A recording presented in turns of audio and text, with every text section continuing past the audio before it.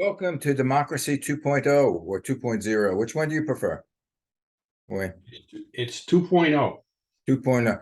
Welcome to Democracy 2.0 with Wayne Bouchard.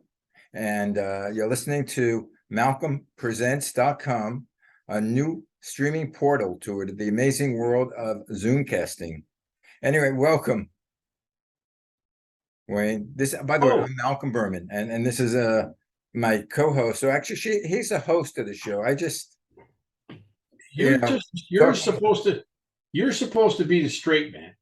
I'm the straight man. No, I'm the funny man. You're the straight man. You're the one with all the knowledge. And you're the one that tells all the jokes? I tell all the jokks. Okay, well. I point up to the ironies of life. Do you have any jokes? Yes, there was this. No, I only tell jokes relating to the topics that we're talking about. It's a joke on life. It's the ironies of life. So what topics I would imagine that you want to follow up on. The first order of business is following up on the last week's show, and our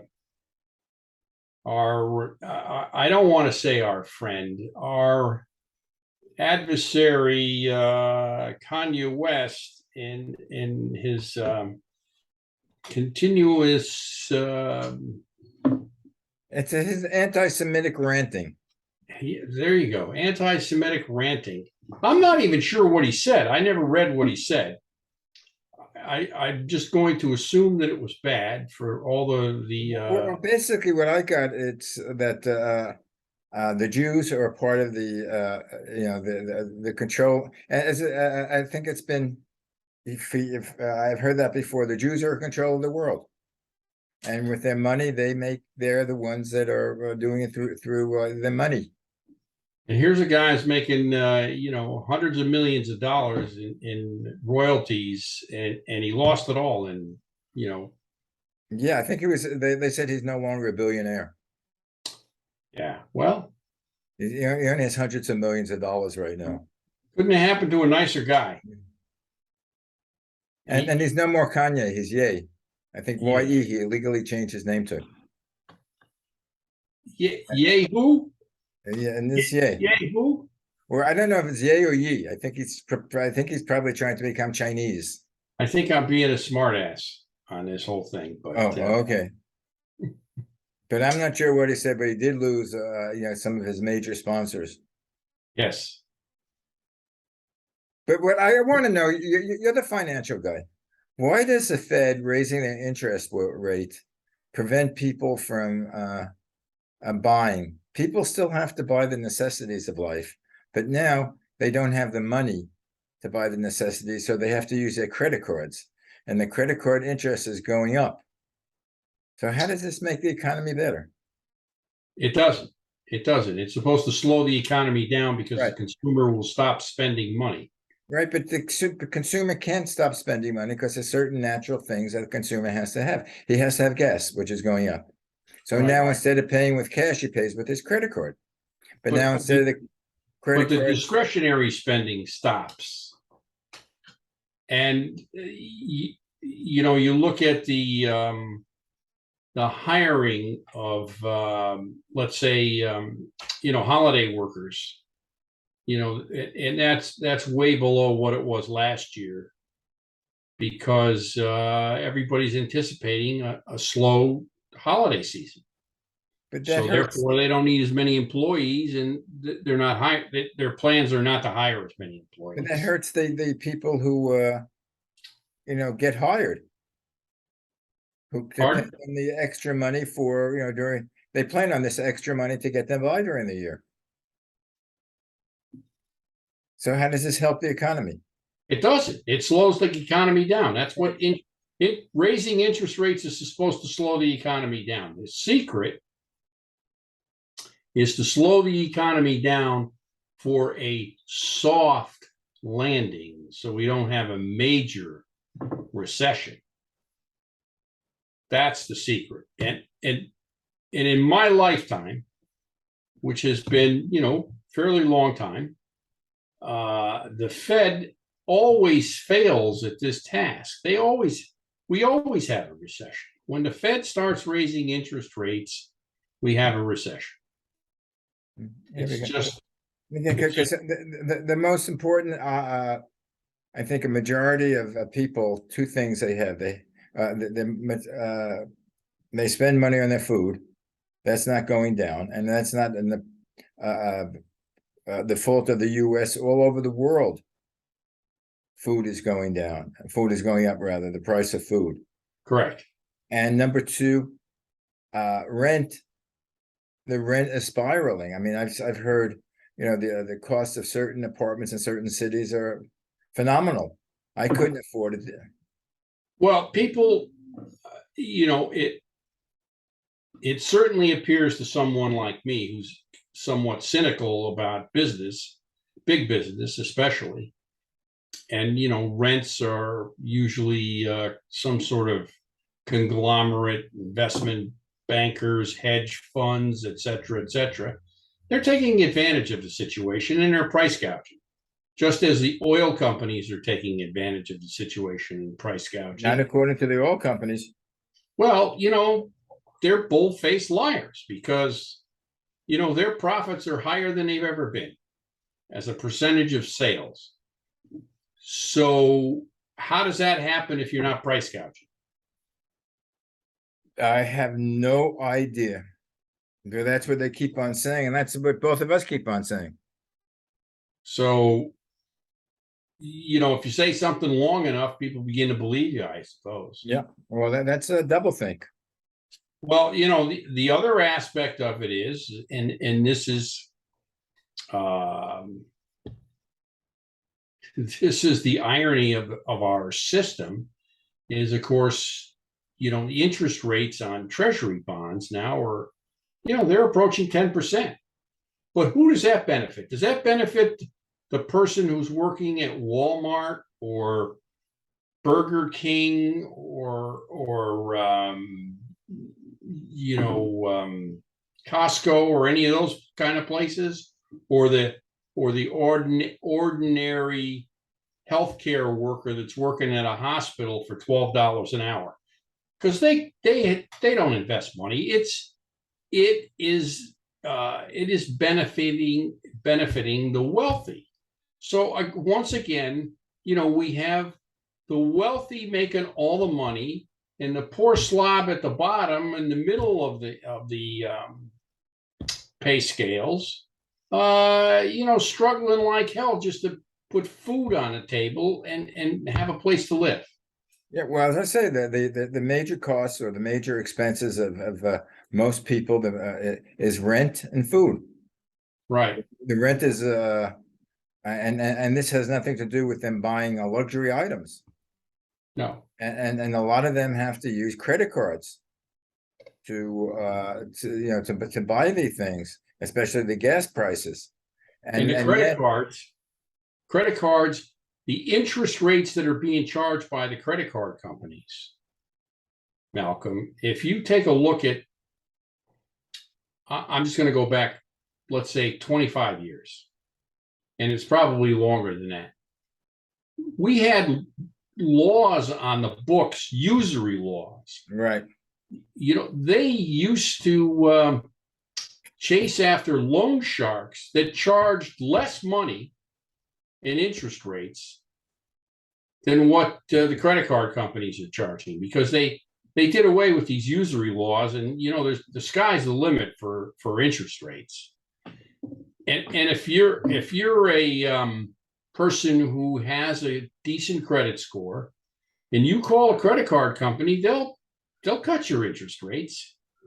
But again, the people at the bottom of the scale who have no political clout, they don't even know that calling a credit card company and negotiating interest rates is an option. They don't even have that kind of knowledge. They're the ones that are getting screwed. Yeah, well, they have things which, if you read the fine print, like if you miss a payment and you're paying, let's say 8% interest, the next time your interest rate becomes 25%. Yeah, I 28, 25, 28%. Yeah, 28%. that's criminal. That is criminal. That, as I said, used to be usury. I don't know who changed that. Uh, who do you think? The The Re- legislatures. the Republicans. You Not know, to I put it can on. remember when the state of South Dakota was the first one to lift these regulations. And guess who moved out there first and built a huge credit card processing center? Tell Citibank. Citibank. Yeah. And why was Citibank building this huge facility in South Dakota? They didn't even have enough workers. Just because they could charge higher interest rates. I have a question for you. Yes. You're an intelligent man, right? And or supposedly, Supposedly. and college educated, and you've been a businessman for quite a while. Have you read the when you sign for a credit card? Have you read the fine print? Of course not. Who ever does? Who? That I don't know anyone that ever has read the fine print. It's one of the best kept secrets in our Have society. you ever?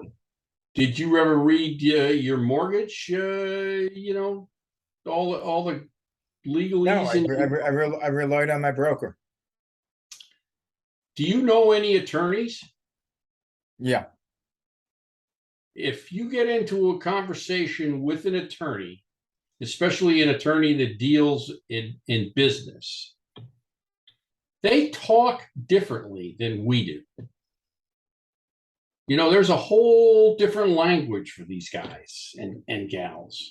And it's all, I want to say, it's kind of like the magician, the illusionist, it's a sleight of hand. Everything is, nothing is as it seems to be. Well, that's a story I have is my brother is an attorney, and he was suing one of the credit card companies. He does class actions, and I was a defendant in one of the cases. This is going back to the 70s.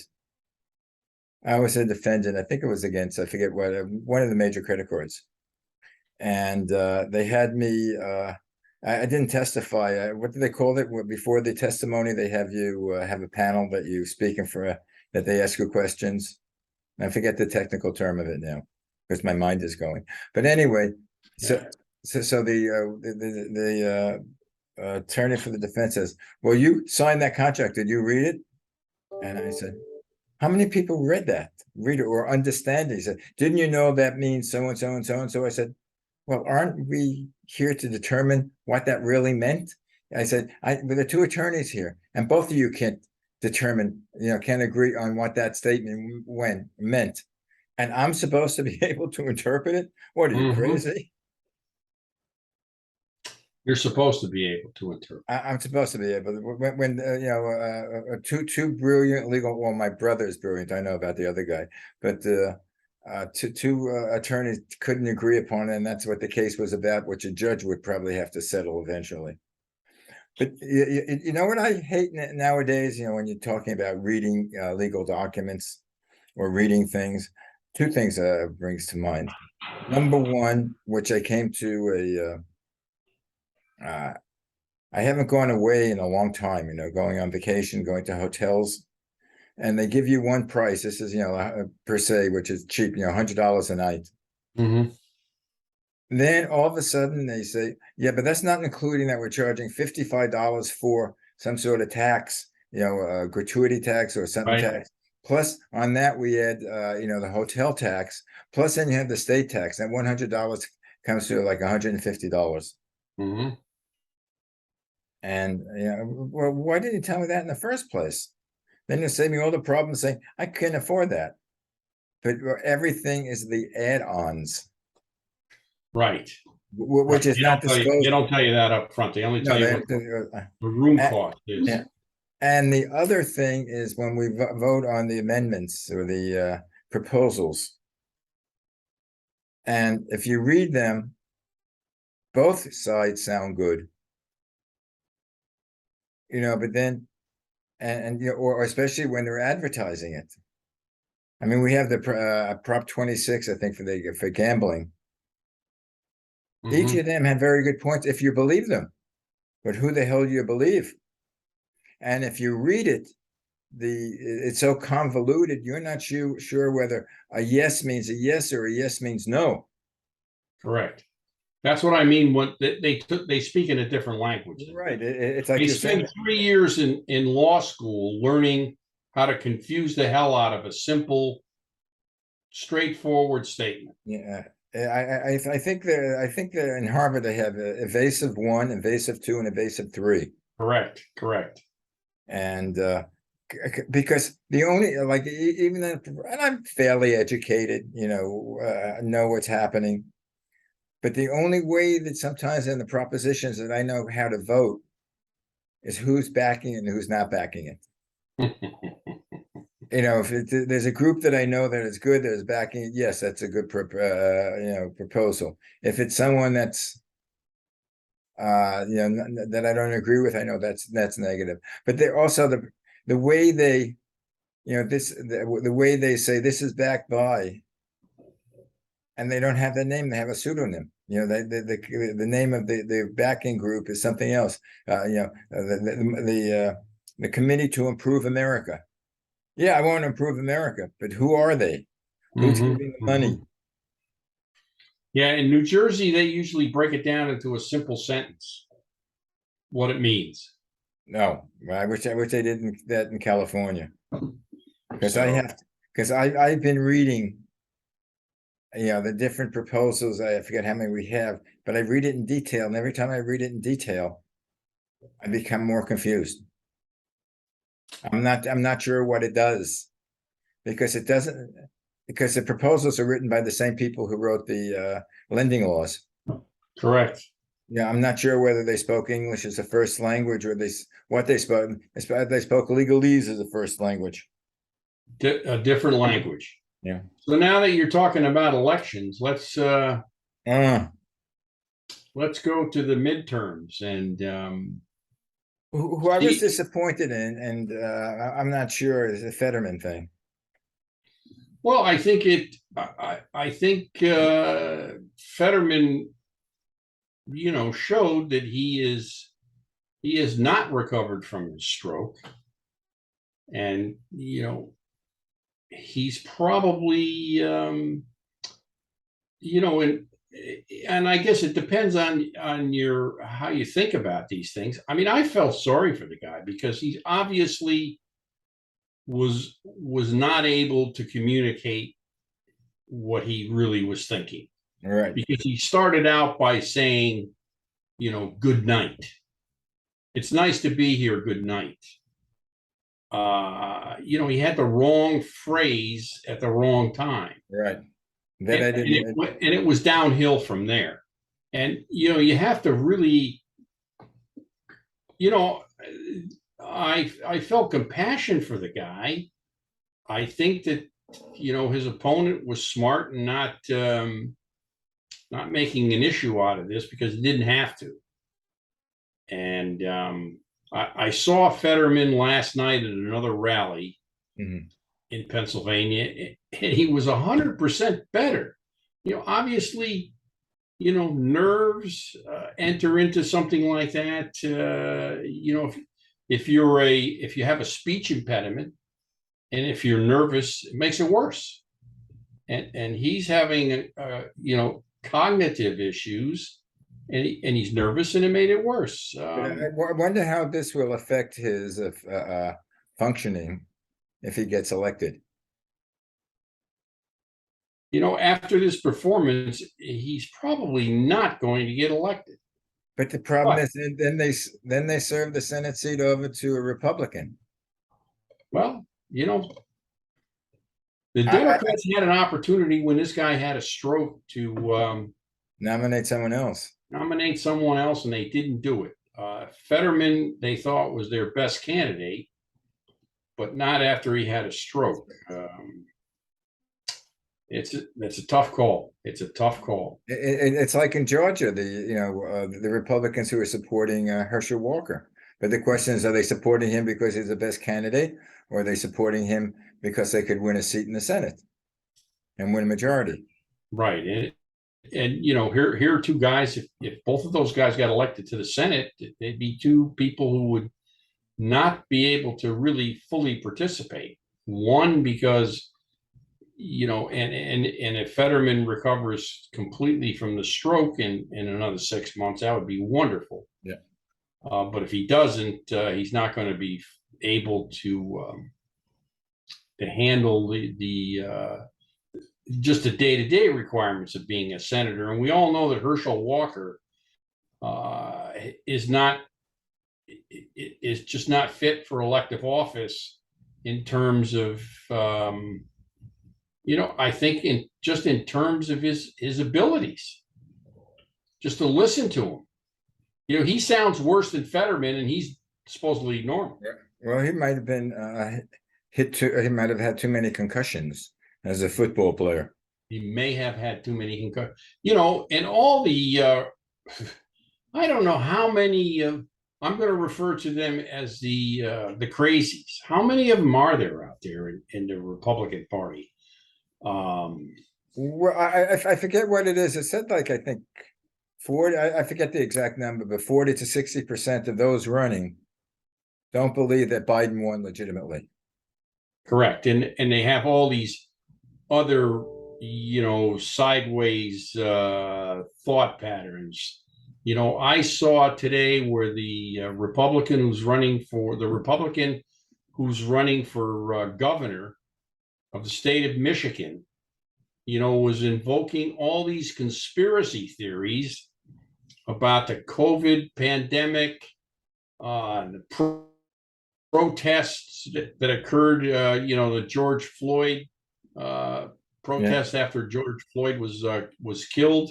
And she said something to the effect that this is part of a decades-long plan for the Democratic Party to overthrow the United States as retaliation for losing the Civil War. Where the hell does that come from? Where does that come from? She went on with a 6-minute rant about, the Democrats are going to set up black autonomous zones in areas where they can do whatever they want and nobody can touch them. Yeah, well, I understand that because they still believe that Hillary Clinton had a child porn ring in the pizza parlor in Washington, D.C. In the basement of the pizza parlor. Right. That didn't have and the problem is, she found out that they were going to do it, so she took everybody out before the raid. No, there was no basement, Malcolm. The building that they talked about had no basement. Well, maybe they switched the building before the raid. I don't know. But and then you have guys out there in camouflage suits with AR-15s guarding these remote poll stations. Right, because they didn't want, of course, the things being stuffed, the polls being stuffed by illegitimate voters. One would think that a camera would suffice. You don't need it. What the hell's the AR-15 for? Well, what has this country come to when we have people, and I want to call them all sorts of obscene names, but we have people with automatic weapons guarding polling stations. What have we come to? This is worse than the shootout at the OK Corral. It is. It really is.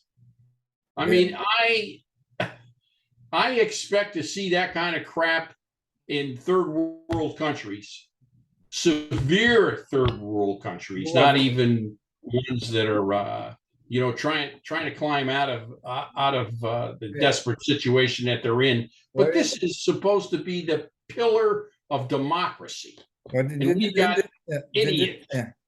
Didn't they have that in Ukraine when the Ukrainians were voting partition of certain areas where the Soviet military escorted the voters to the polling booth Oh, yeah, yeah, yeah. Where they a had few in weeks ago, those a few four months ago. provinces. Yeah, yeah, yeah.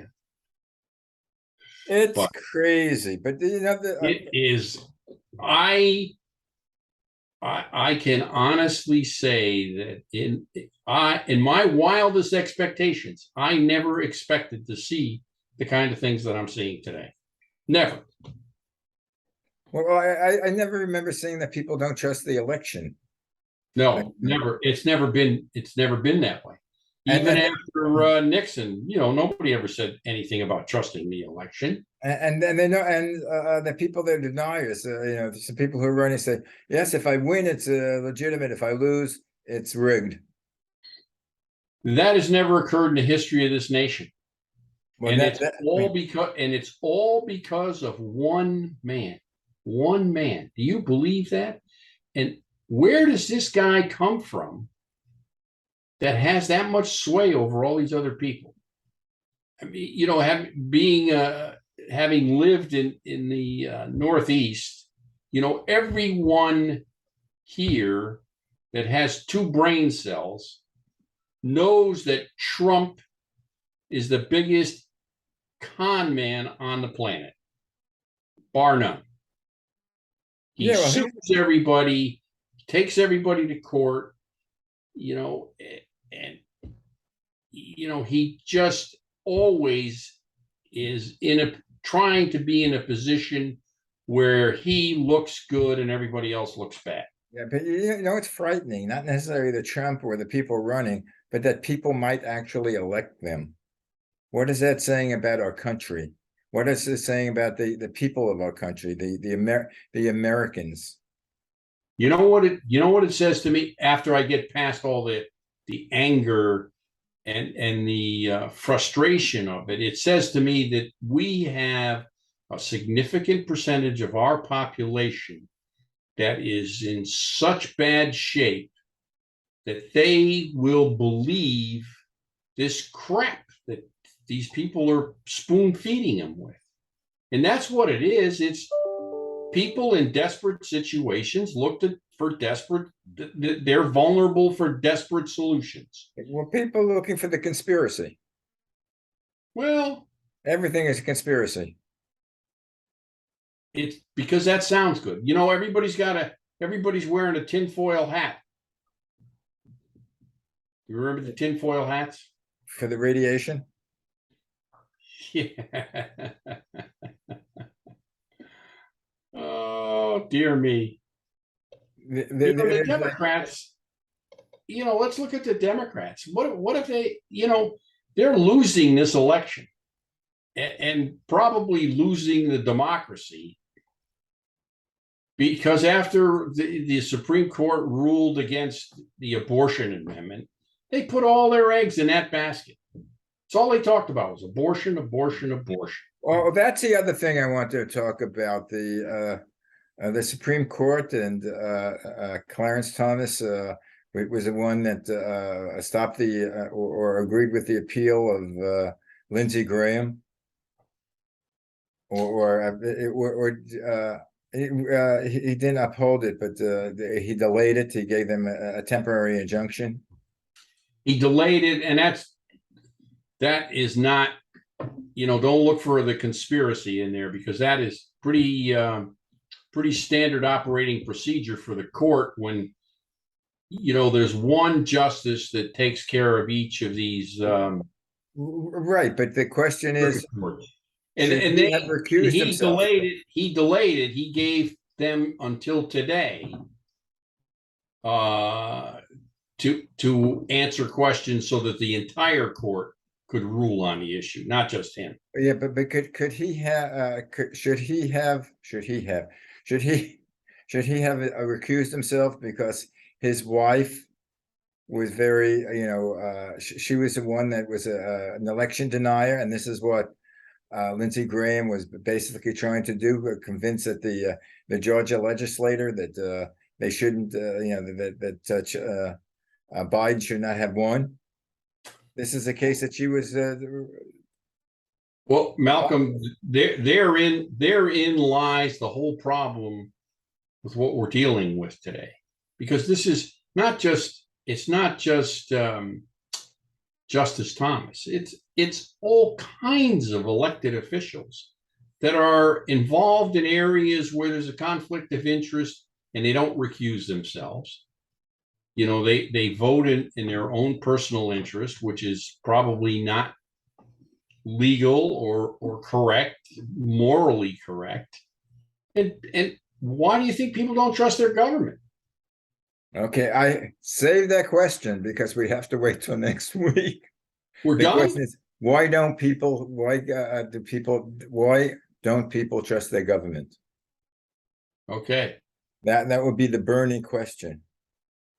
Well, something else stupid will probably occur in the meantime. I'm just 12 days till election time.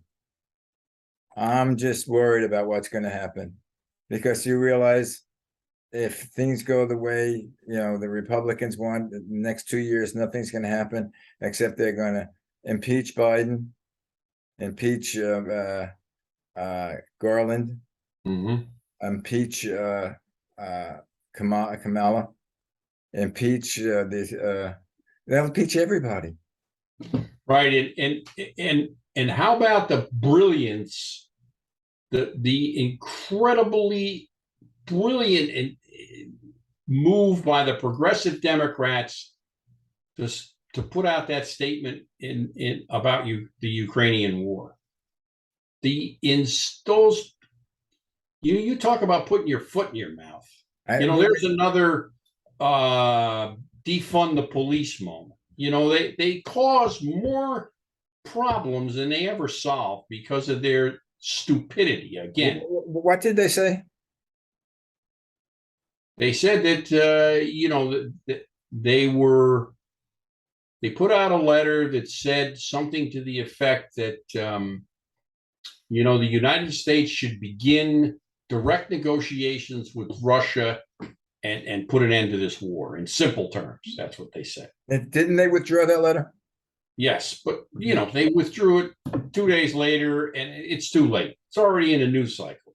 Anyway, okay, well, you try to figure out what's happening with politics and why we voted all these brilliant people into office and what we could do about it, and we'll solve all the problems next show. Okay. I think we should impeach them all. I think we should change the government. You know what that means? You just advocated revolution. Well, sometimes that's a healthy thing. We'll leave that open. I will speak to you next week. Okay. Thanks, Malcolm. It's been fun. Good to see you again.